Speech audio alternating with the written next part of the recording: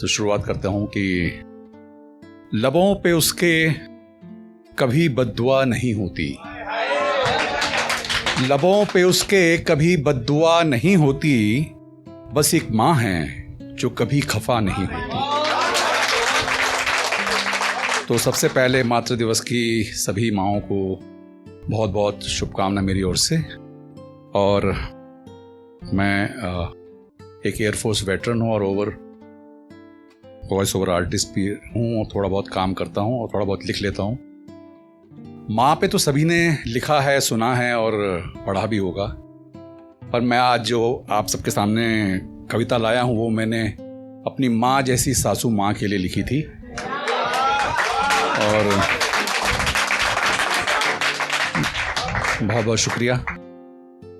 उनको कुछ साल हुए हमने खो दिया और उनके जाने के बाद ये कविता मैंने उनके जन्मदिन पर लिखी थी, जो आज मैं पहली बार किसी मंच से उनको समर्पित कर रहा हूँ। आप लोगों की तवज्जो चाहूँगा कि 9 मार्च जन्मदिन था उनका। सबने याद किया उन्हें और मुझे भी उनकी बहुत याद आई है। 9 मार्च जन्मदिन था उनका, सबने याद किया उन्हें और मुझे भी उनकी बहुत याद आई है।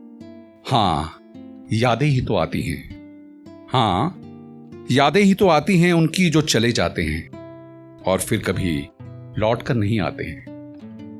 पर नहीं वो आती हैं, रह रह कर आती हैं। और जब भी वो आती हैं बहुत कुछ कह जाती हैं। और जब भी वो आती हैं बहुत कुछ कह जाती हैं। चुपचाप से आकर प्यार भरे हाथों से गालों को थपथपाती हैं और हौले से पूछती हैं कैसे हो तुम, कैसे हो तुम। इससे पहले मैं कुछ कहता वो आंसू बन बह निकली। इससे पहले मैं कुछ कहता वो आंसू बन बह निकली। शायद बहुत दिनों से उन्हें सुनने की आस थी। शायद बहुत दिनों से उन्हें सुनने की आस थी। बोलती कम ही थी वो, पर आंसुओं को शायद उनकी प्यास थी। और आंसुओं की झड़ी यूं ही बह निकली और मेरे आंसुओं की झड़ी यूं ही बहने लगी।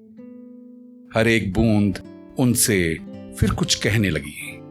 हर एक बूंद फिर उनसे कुछ कहने लगी। रोक कर आंसू एक झूठी मुस्कान के साथ मैं बोला। रोक कर आंसू एक झूठी मुस्कान के साथ मैं बोला, सच कहूं आपके बिना कुछ अच्छा नहीं लगता। सच कहूं आपके बिना कुछ अच्छा नहीं लगता। हंसते तो हैं हम सब, पर अब ये सब सच्चा नहीं लगता। आपके अपनेपन से भरा घर अब सूना लगता है। हर एक आईना जैसे आपके आने की राह तकता है। रसोई में खाना तो बनता है, पर अब वो खुशबू नहीं आती।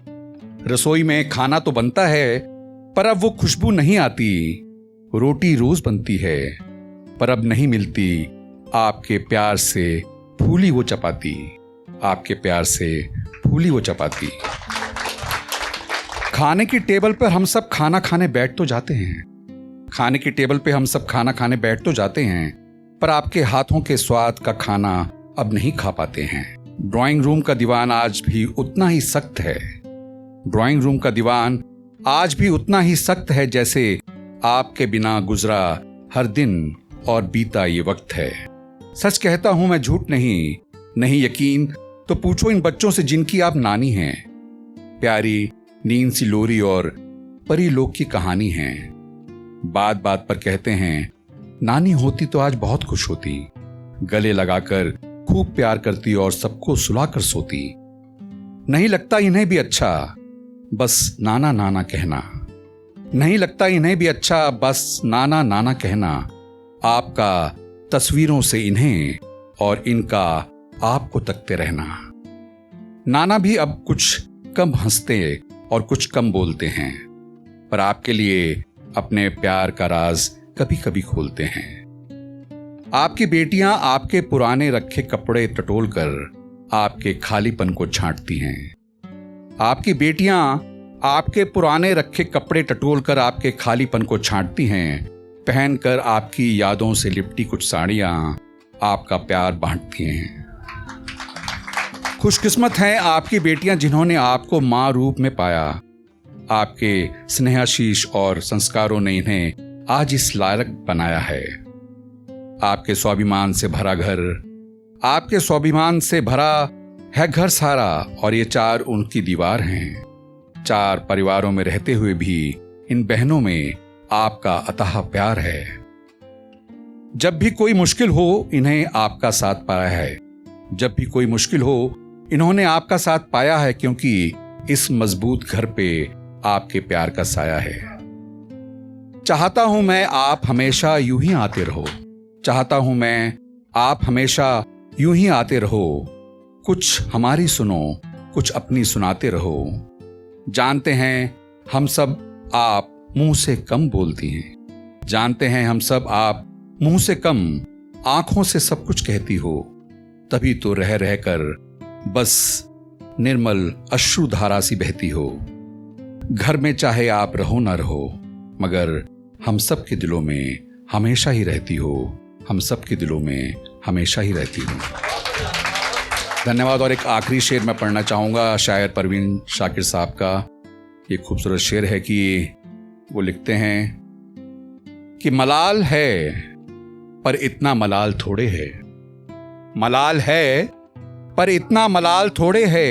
ये आंखें रोने की शिद्दत से लाल थोड़े है। मजा तो तब है कि हम हार के भी हंसते रहें। हमेशा जीत ही जाना कमाल थोड़े है। हमेशा जीत ही जाना कमाल थोड़े। धन्यवाद, शुक्रिया बहुत।